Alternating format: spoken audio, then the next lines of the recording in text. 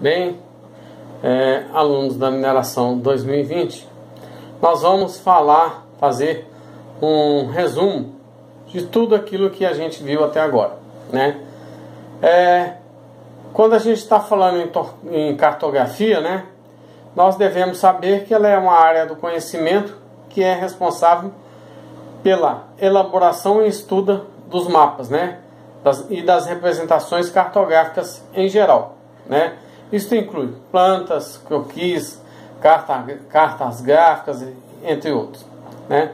Ela é uma área do conhecimento de extrema utilidade, né? Não só para uso da geografia, mas também em outros campos, a história, a sociologia, né? A geologia, né? A topografia, a engenharia civil, né? Por quê?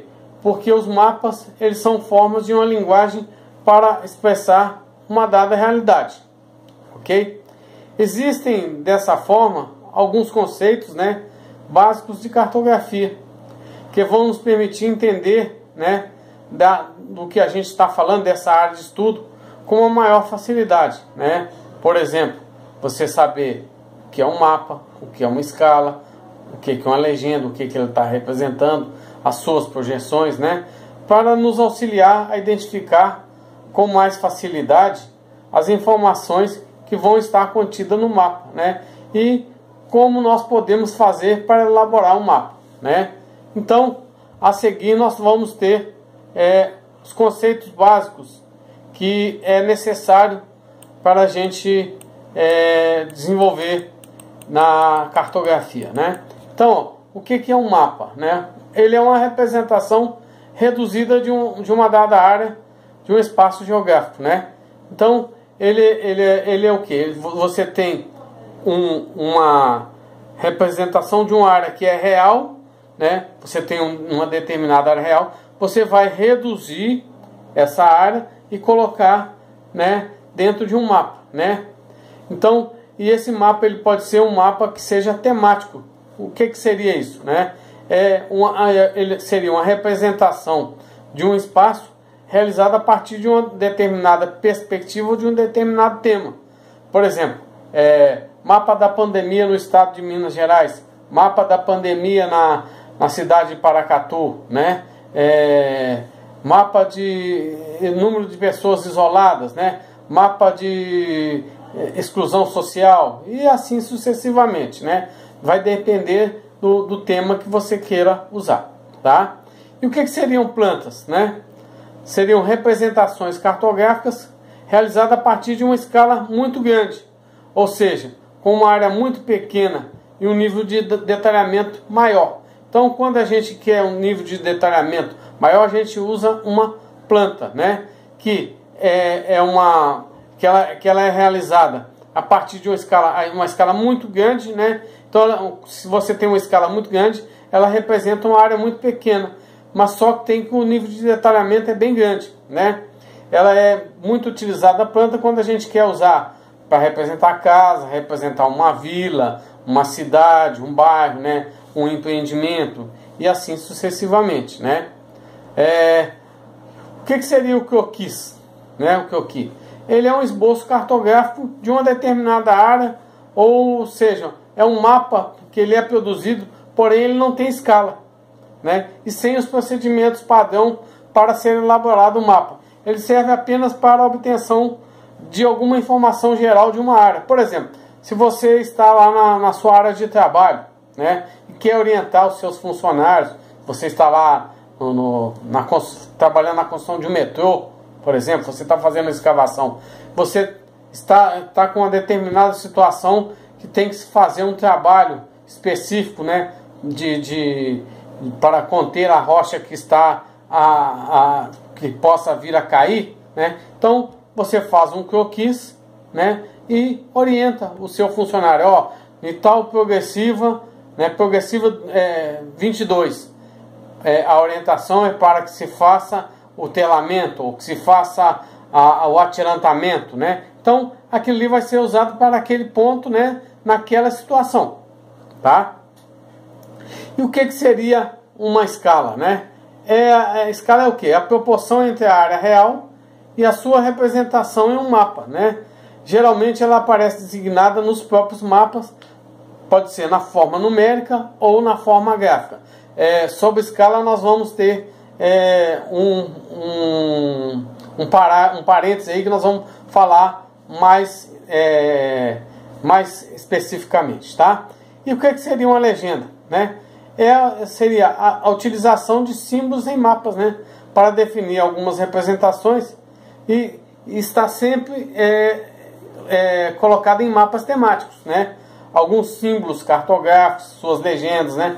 Alguns têm padrões, né? Para todos os mapas. Por exemplo, se você quer representar a água, né?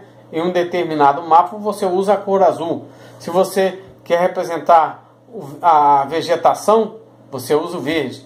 Se você quer colocar uma área minerada, você coloca, por exemplo, 2 martelinhos, né? De geólogo, né? Então, essa a representação. O que é orientação, né? É a determinação de ao menos um dos pontos cardeais, né? Que é muito importante para representar a direção da área desse mapa, né?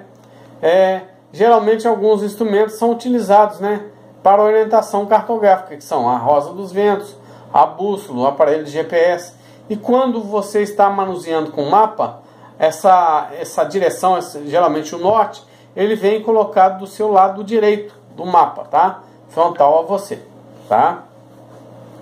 Então, e o que seriam as projeções cartográficas, né? São sistemas de representação da Terra, né? Através do geóide, né? O que é o geóide? É uma forma quase arredondada que é colocada em um plano. Por quê? Porque antes nós imaginávamos que a Terra seria a forma circular. Porém, a gente sabe que ela não é plana e não é circular. Então, a gente usa o geóide como referência. Então, quando você faz uma projeção, há uma discrepância, há uma distorção, tá? Então, no sistema de projeções cartográficas, utiliza-se aquela melhor estratégia para definir quais serão as alterações entre o real e a representação cartográfica, né? Com base no tipo de mapa a ser produzido. Lembrando que nem sempre essa representação ela vai ser aquela representação fiel, tá? O que seria ipsometria? Também chamada de altimetria, que nós vamos ter muito contato, né? Quando a gente estiver trabalhando lá na área, de trabalho, nós vamos estar falando assim, a topografia, né? A topografia usa muito a altimetria. O que é isso? É o sistema de medição e representação de altitudes de um determinado ambiente e suas formas de relevo, né? Quando a gente fala assim, então, nós temos um mapa ipsométrico ou altimétrico, é aquele mapa que é definido por meio de cores e tons. E nessas cores e tons, elas vão dar a diferença de altitude em uma determinada região, tá? O que é a latitude, né? É a distância medida em graus entre qualquer ponto da superfície terrestre e a linha do Equador, né? Essa linha do Equador é um traçado imaginário, né? Que ele se encontra a uma igual distância entre os extremos norte e sul, né? Então nós temos o extremo sul, né? O extremo norte e o extremo sul, né? Então nós temos a latitude. O que seria a longitude? É a distância medida em graus entre qualquer ponto da superfície terrestre, né? E o meridiano de Greenwich, né? Ela é também uma outra linha imaginária, né? Que é empregada para definir separações dos hemisférios leste e oeste, né? Então, eles são usados para isso. E o que são paralelos? São linhas imaginárias traçadas horizontalmente, né, sobre o planeta, ou são perpendiculares, né, ao eixo de rotação terrestre. Os principais paralelos são a linha do Equador, os trópicos de Câncer e Capricórnio, Círculo Polar Ártico e Círculo Polar Antártico, né? Todo paralelo da Terra possui um valor específico de latitude, que pode variar de 0 a 90 para sul ou para norte, ok? Então, paralelo varia de 0 a 90, tanto para sul quanto para norte. E o que seriam meridianos, né? São também linhas imaginárias. Agora elas são traçadas verticalmente sobre o planeta, né? ou seja, eles são paralelos ao eixo de rotação terrestre, né? Então eles são paralelos. O principal meridiano é o de Greenwich, né? Ele foi estabelecido a partir de uma conversão internacional. Todo meridiano da Terra ele possui um valor específico de longitude, que varia de 0 a 180, tanto para leste quanto para oeste, né? Se nós temos paralelos meridianos, latitude e longitude, nós vamos ter o que chamamos de coordenadas geográficas, que é a combinação do sistema de paralelos e meridianos, né? Ela vai se basear nas latitudes e longitudes, para a gente saber, né, endereçar todo e qualquer ponto da superfície terrestre. Então, se você tem a latitude e longitude de um determinado ponto, você consegue identificá-lo na superfície terrestre. E, aliado a isso, nós temos o que? As curvas de nível, que é uma linha curva, né, imaginária. Uma linha curva, né, imaginária, que vai indicar os pontos e áreas localizados sobre a mesma altitude, né? Sobre aquela mesma altitude. Se você tem altitude 30, né, eles vão estar localizados sobre altitude 30, altitude 40, né? E assim sucessivamente. São as curvas de níveis que são muito utilizadas quando o pessoal quer fazer plantio, né? Fazer plantio de soja na nossa região, plantio de milho, né? Plantio de arroz. Então utiliza-se curvas de níveis. E também quando a gente trabalha na mineração, tá? Nós também vamos ter um adendozinho sobre isso aí. E o que é a aerofotogrametria, né? É aquele registro de imagens a partir de fotografias aéreas, né? Sendo muito utilizado para a produção de mapas, né? Aí, junto com a aerofotogrametria, nós temos o SIG, que é o Sistema de Informações Geográficas, que é aquele conjunto, né, de métodos e sistemas que vão permitir a análise, coleta e armazenamento e manipulação de informações sobre uma dada área de um espaço geográfico, né? Ela utiliza muitas técnicas, né, e procedimentos tecnológicos, né? Vai incluir software, imagens de satélite, aparelhos eletrônicos em geral, né? Por exemplo, igual nós temos aí, né, os GPS, né?